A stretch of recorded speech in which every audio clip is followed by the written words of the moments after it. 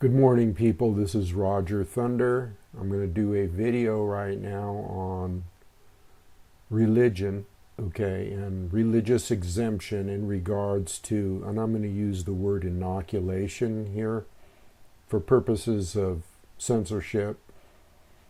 However, anything that I'm saying on here is public knowledge, can be researched on your own. So what I'm going to entitle this video is religious exemption and what constitutes a religion, because people are being faced with this right now, because in some areas of employment, I've been helping a friend. What brought this all about is I am a spiritual advisor. In fact, I'm an ordained minister. Not that I like the term minister, but I did get ordained just for purposes of being legitimate, although I didn't even really need to do that. But I'm doing this video because I was spiritually advising and just advising a friend of mine who belonged to the Campfire Council, which is basically an organization that believes in Native American spirituality or whatever spirituality that you can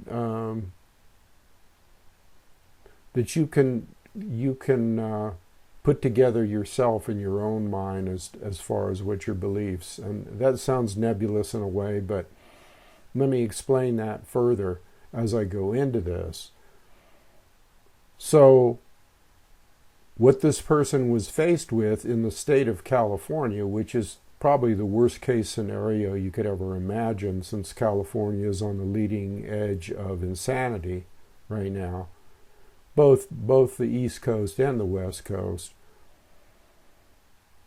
He is a first responder, a firefighter, a medic, all of the above, been certified in all kinds of areas. And here we are, he's in California, and he's facing termination of his job because of refusing to get inoculated, okay?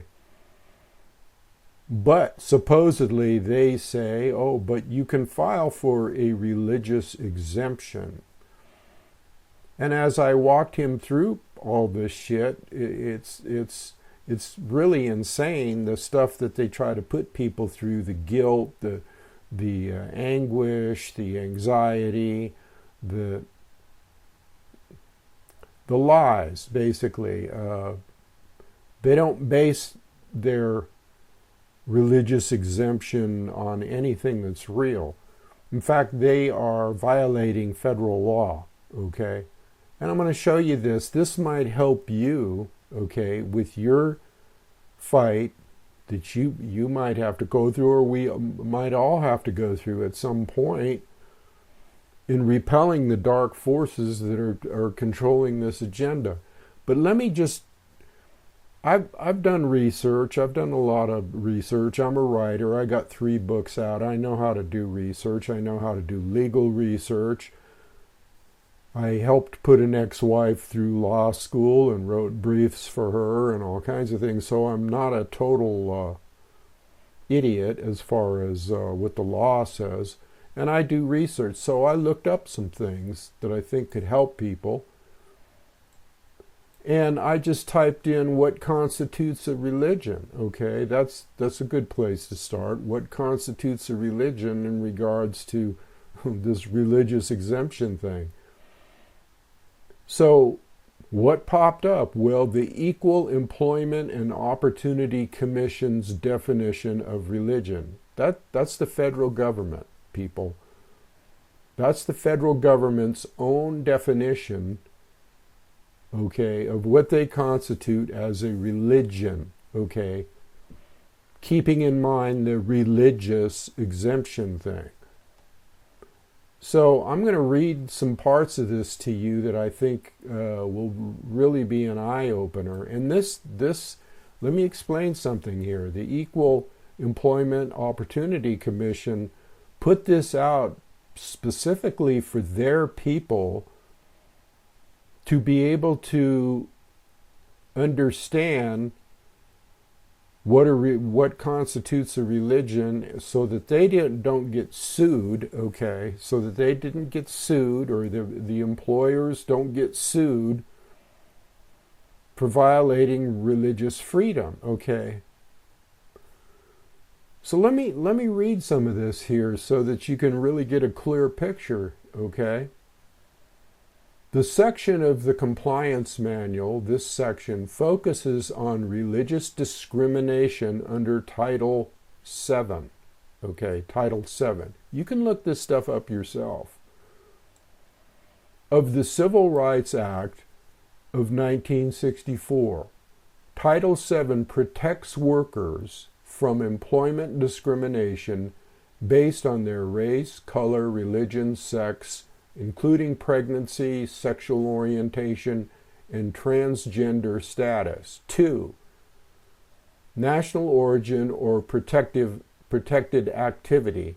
Under Title VII, an employer is prohibited from discrimination or discriminating because of religion in hiring, promotion, discharge, compensation, or other terms, conditions, or privileges of employment, and also cannot limit, segregate, or classify applicants or employees based on religion in any way which would deprive or tend to deprive any individual of employment opportunities or otherwise adversely affect his status as an employee.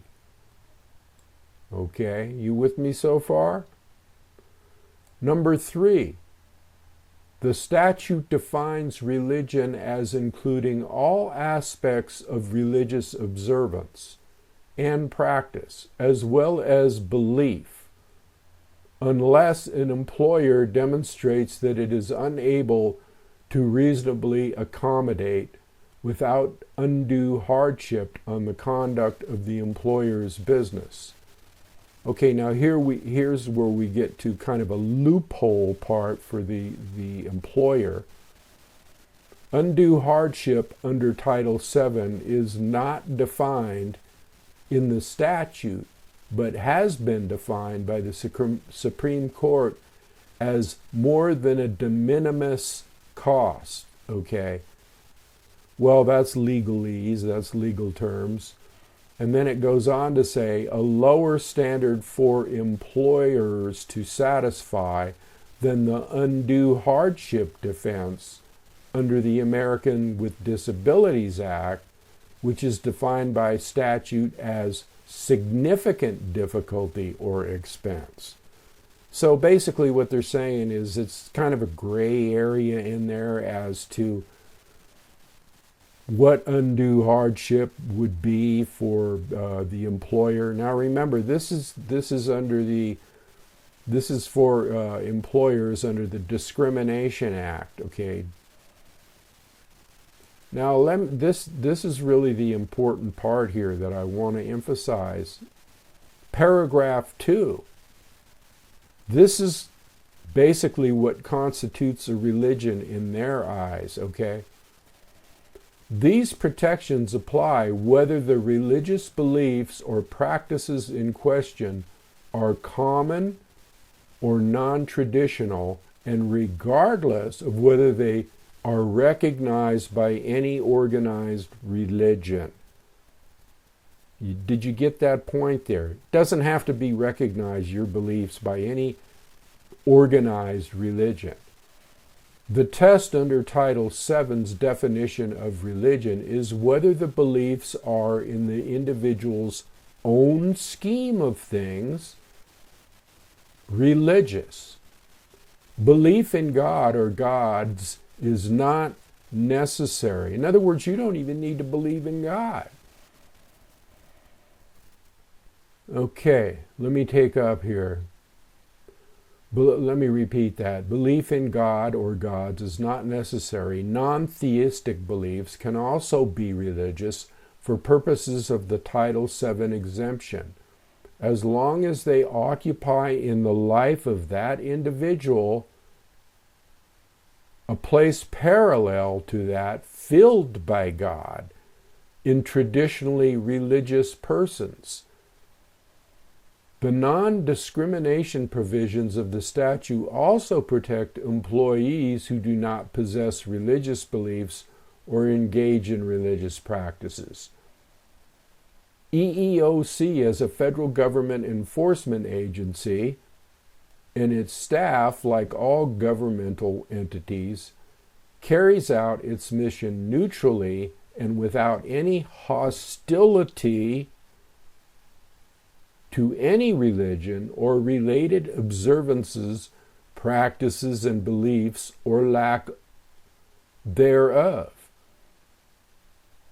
So basically what we're getting here is a picture of what they constitute as religion. And basically what this is saying is your personally held beliefs, and that's all religion is. I've talked about this many, many times. All religion is a personally held set of beliefs.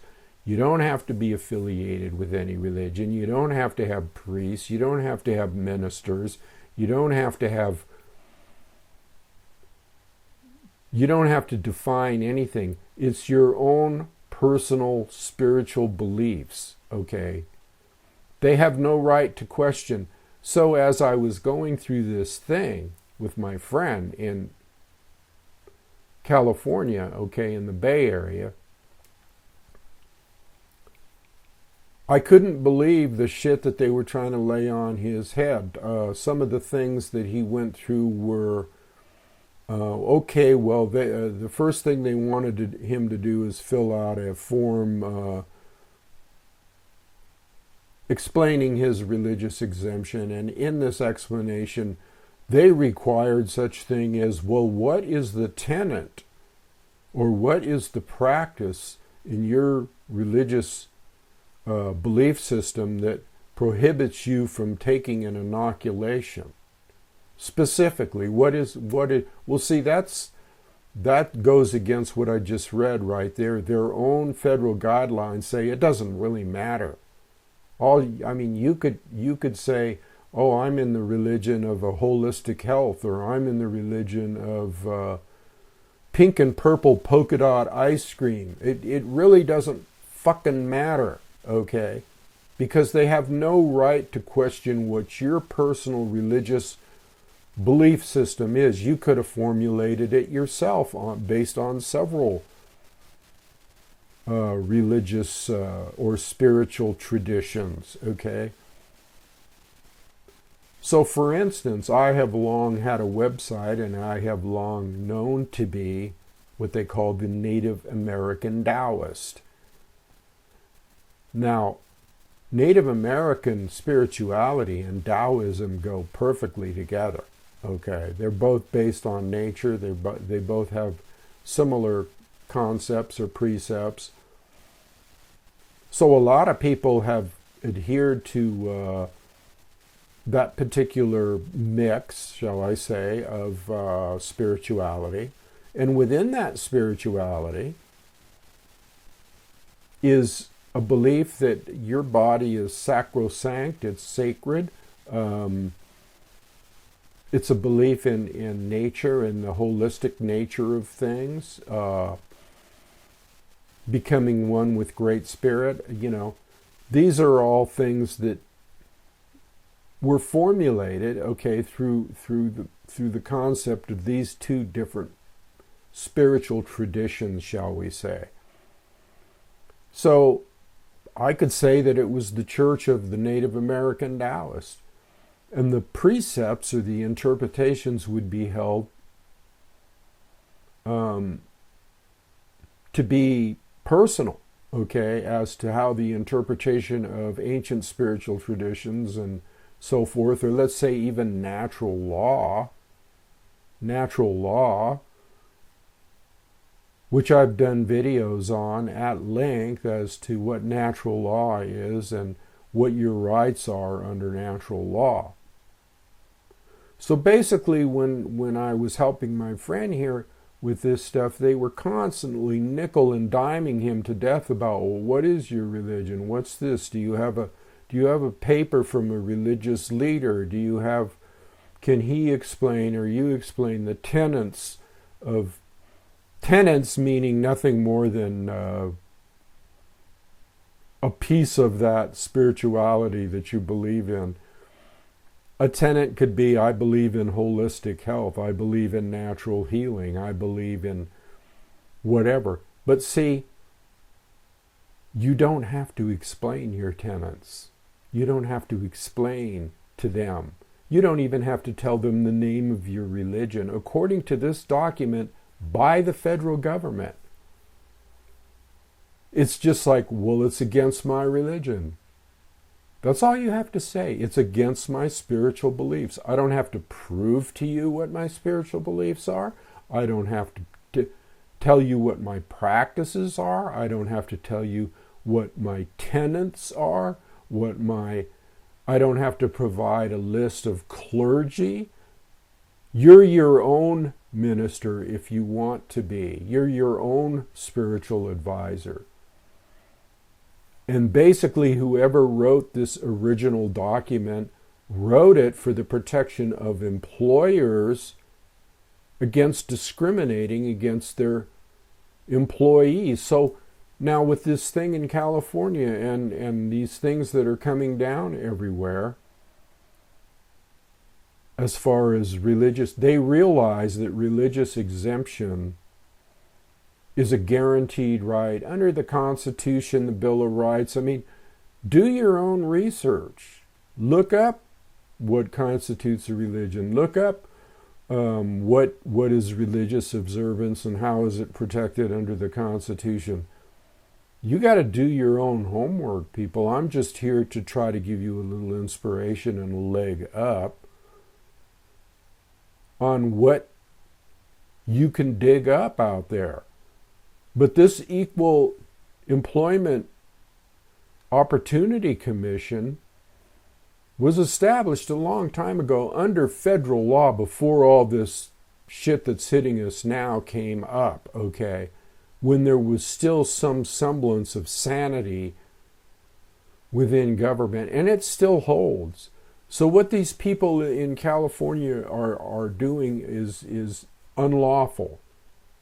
It's against their own law. Okay, they don't read their own laws, and they don't think that other people are going to read their own laws, their own federal laws anyway. This is a federal requirement.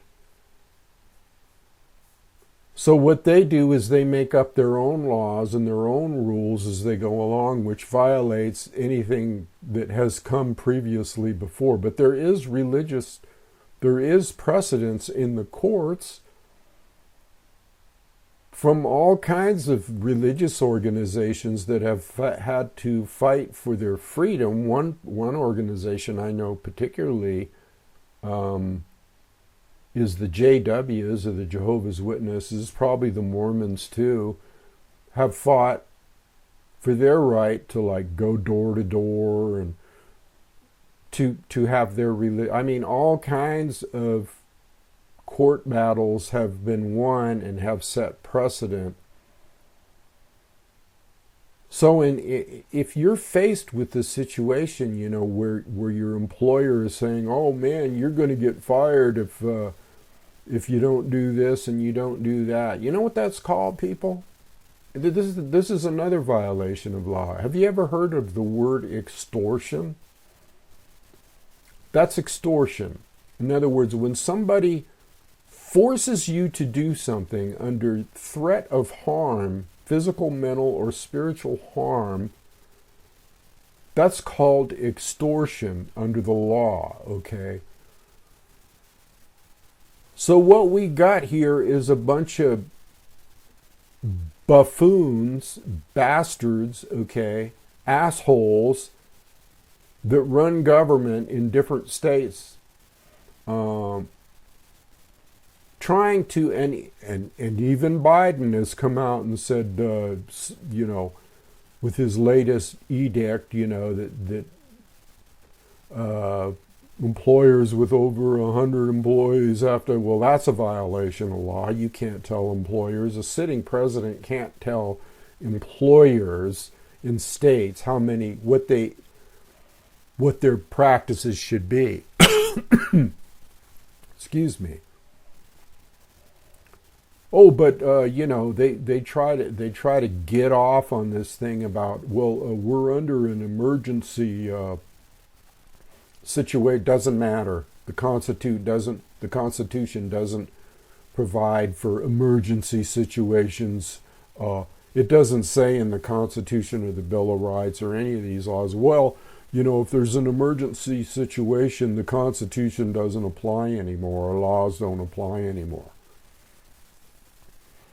See, they're depending on your ignorance. They're depending on, people just panic, just like my friend. I mean, it's like, and I don't blame him. I mean, when you're making $150,000 a year as a firefighter or a first responder, and all of a sudden they're threatening to pull the rug out from underneath your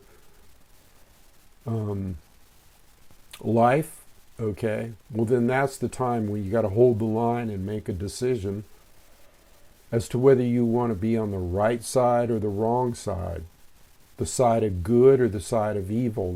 That's where you really have to draw the line, and it's up to you which side you choose. Hopefully you choose the right side, because if you choose the right side, then other doors will open and things will be provided for you by Great Spirit. Okay? That's the bottom line here, people. Let me see if there's anything else in here. As I look at this,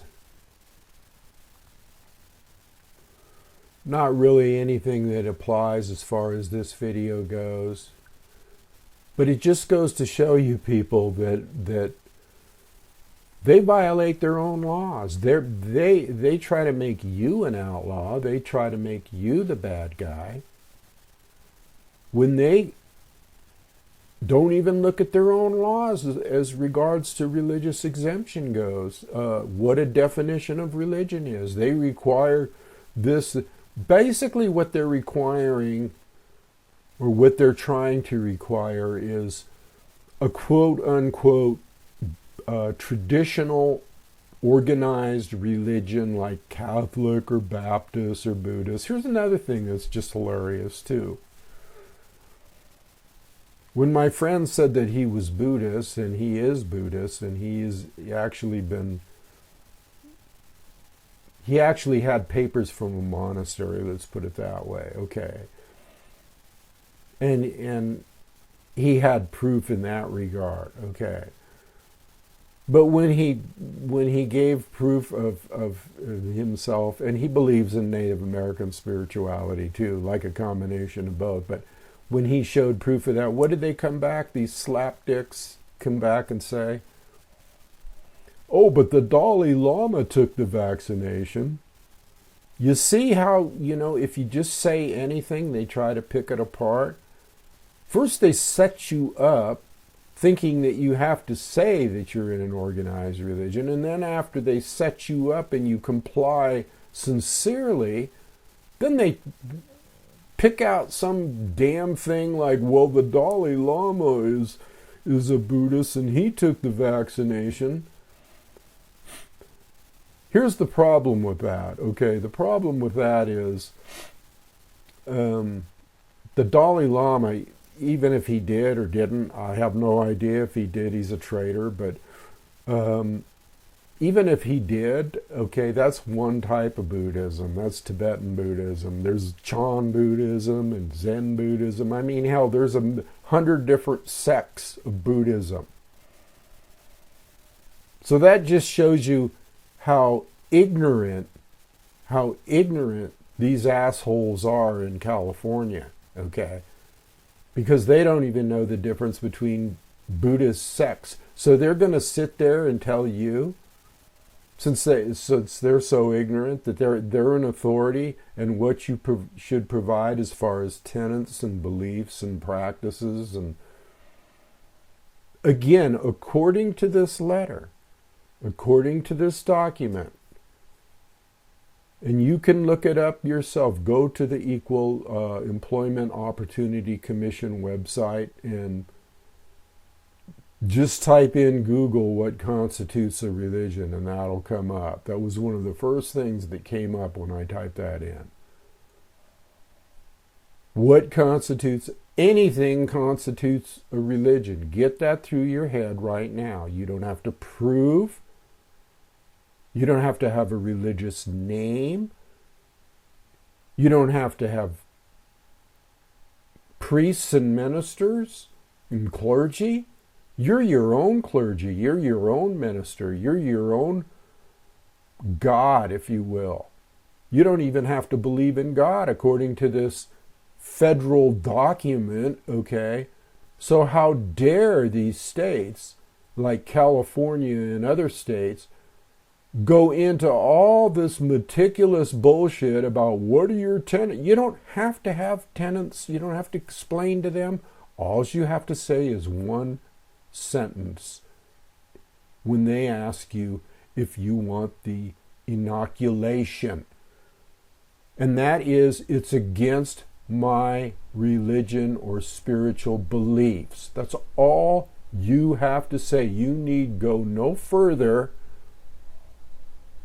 And then you pull up this letter, which I wish I would have done sooner, but I'm in a learning process here too with this, for my friend.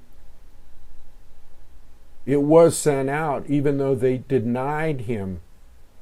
As I was speaking to him about this letter, he got an email saying that they denied his exemption because of lack of documentation, which violates this exact letter. There's nothing in here about documentation or... So they use legalese, they use legal loopholes, they use all kinds of things to make up their own rules as they go along, okay? This is nothing more than doublespeak. It's nothing more than doublespeak. Just like in George Orwell's 1984, doublespeak means lying out of both sides of the same mouth. Saying one thing and having it say that it means another thing. And incidentally, when I was going through this with my friend, they also were sending him reams and reams of letters about, I won't mention the name, we'll just say the C word, okay? See this and see that, and we're instituting because of the C word, and we're doing this to kids, and we're doing this, and this is so important, and first responders, and blah, blah, blah, on and on and on, just massive, chaotic. It's like that old saying, let's take some mud and throw it against the wall and see what sticks, okay? They're there to confuse you. They're there to make you anxious. They're there to put you into anxiety. They're there to make you stress out to your wit's end, okay? That's what they're there for. But if you get the basics, here's another thing too. He was trying to talk to some lawyers, okay? Well, the average lawyer, the average numbnut lawyer, which another word for lawyer is liar, isn't going to take a case like this if it interferes, if they're afraid that the bar association or somebody will come down on their ass. What you have to do, and I suggest this very strongly, is you have to back this up with, don't be a victim, be a predator, like I said in my last video. You have to back this up with as much clout as you can get. And if that means, let's say you're making a lot of money, and I consider 150 grand a lot of money, or 60 grand, or whatever. If you have to take a little bit out of your nest egg and or whatever, if you have to borrow the money, get a constitutional lawyer, don't get a regular lawyer. Get somebody that is a constitutional lawyer and get it through some organization that knows these people, okay, like say the Rutherford Institute or the sheriffs, the Constitutional Sheriffs and Peace Officers Association. You need to hook up with somebody like that and get a recommendation of a lawyer that has integrity and is fighting the good fight for freedom, not some off-the-street ambulance chaser lawyer that doesn't give a shit about your personal rights and cares more about his or her own welfare than yours, okay? You have a right to sue, and if you provide this letter, okay, and others like it, then that is telling your lawyer that you know your rights. You can't be a dummy. You can't be a victim. You can't be, oh my God, you can't go into a state of panic because that's what they want. These people are nothing worse than the Old West criminals and grifters and outlaws, okay, in the Old West that tried to hurt and harm people. This government is nothing. That's exactly what their MO is. Their MO is let's harm, let's hurt, let's intimidate, let's rape, pillage, let's take no prisoners. And they try to make you look like the outlaw when they're the outlaw. They try to make you look like the bad guy. So anyway, people, I'm gonna end it here probably, and I can't think of anything else to say at this moment, but I just thought that I would provide a kind of a little bit of inspiration here as to what you should do based on the experience that I'm having with my friend, which isn't over yet. He still has options, even though they denied his religious exemption. He still has options to sue, and he has the money to do it. So I hope he does that. I hope he takes legal action. But whatever you do, you don't quit. You don't quit. You let them fire you so you can collect unemployment, okay? And it's on the record that they fired you, that you didn't quit, out of frustration, okay? You let them fire you. You let them fire you because that puts the ball in your court that they discriminated against you. Because again, this letter here is about discrimination. And don't think for 1 minute that this letter, because it's about this really applies to them even doublefold, because they're discriminating against, when you say, well, I have a religion that says I don't believe in this, and they say, and they deny your religious exemption, what are they saying? They're discriminating against your religion. Plain and simple. I mean, you can't interpret that any other way. Well, your religion isn't good enough for an exemption. Really? Really? My religion is good enough. My beliefs are good enough. And I always felt from day one when this stuff first came out, you do not need, not according to the Constitution, not according to natural law, not according to any law, you don't have to define your personal spiritual religious beliefs.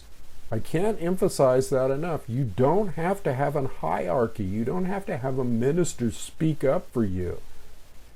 That's between you and the higher power.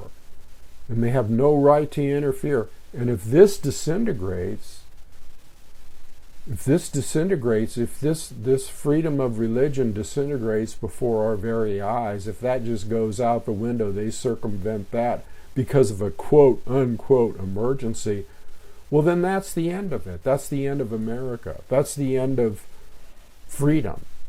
That's it, because the last bastion is the religious exemption, is the freedom of religion thing that has been fought for decades.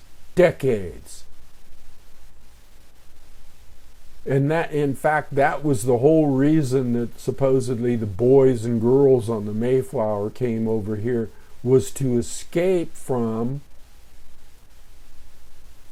religious, stifling their religious beliefs and practices and freedoms. So this whole country is based on freedom of religion, freedom of your own personal spiritual beliefs. If that goes out the window, it's over, people. And if you don't fight for this right now, and if you don't stand up for this right now, your history, your freedom is history. Okay, I'm going to leave it there. I think I've given you some good ammunition, some good information. I'm telling you right now, if you have friends that are facing this, you should really pass this video along as an inspiration. You really should. It should be passed everywhere so that people will see this and go, oh shit, never even thought about this. Because people don't think when they're under pressure. Anyway, I'm out of here. I'll leave it there. Peace unto you and adios. That means go with God.